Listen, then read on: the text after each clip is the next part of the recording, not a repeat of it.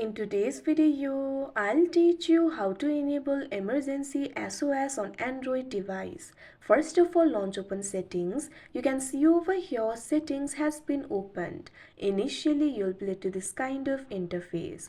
So what you have to do is find the option for safety and emergency and tap on it. Now once you do that, you'll be led to the safety and emergency tab.